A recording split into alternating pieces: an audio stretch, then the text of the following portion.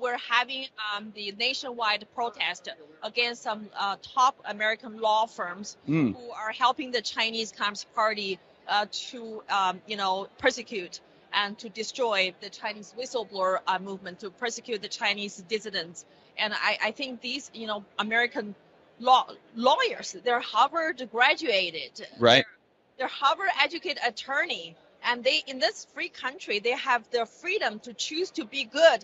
They have the freedom of saying no to the evil Chinese Communist Party, and they have the freedom not to force their soul for money, but they did all of it. They did all of it, and they're destroying the humanity. They're destroying the lack of the 1.4 billion Chinese people's yearning for freedom, because literally the corporate America has become an enabler of the Chinese slavery. 100%. And there was a story either last year or earlier this year where it was Xi Jinping wanted to do a book reading at a bookstore are you familiar with this, in Washington D.C.? Yeah. And it was called Poetry and Prose, this bookstore.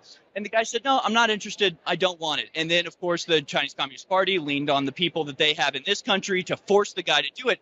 And when one of the Chinese Communist Party spokespeople were talking about this, he called the guy arrogant, right? He said, "Oh, this arrogant bookstore owner wouldn't let the great Xi Jinping." And it's like, maybe that is arrogant, maybe it is a little arrogant, but that's literally what it means to be an American. It doesn't matter if it's the king of Timbuktu or the Queen of England or Xi Jinping himself. Any American can say, "Get the hell out of my store. I own this property." That's what it means to be. It doesn't matter who you are. Absolutely. I'm the president of China. It's like, so I own this bookstore. Get out. I mean, that's what it means to be an American. Absolutely. What is more valuable than that? I love this story. America is one nation under God. Right. In this country, CCP is not my God. Xi Jinping is not my emperor. Right. I have the right to say, get out. Right. Get out. Take down the CCP. I mean, America has two major political parties, the Democrats and the Republicans. I mean, we cannot allow the CCP or the party of Xi Jinping to become the third major political party in the United States of America. So it's not an easy issue that we're talking about, but it is easy to understand which side good is on, which side evil is on, which side is freedom, which side is tyranny. I mean, it should be an easy choice for American politicians to make. But, the revelations about Chinese police departments and, they're right here in the United States of America. Completely insane. They're in Canada. They're in Europe.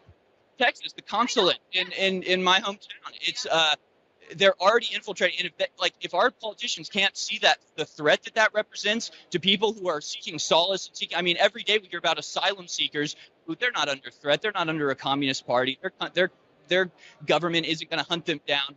If we want to provide asylum for people, if we want to be that shine on the hill and a place of refuge and of safety for dissidents, the Chinese Communist Party should be our #1 enemy, and we should be telling any Chinese person that is sick of living under the tyranny, come to America, we will protect you, we will safeguard you from that evil.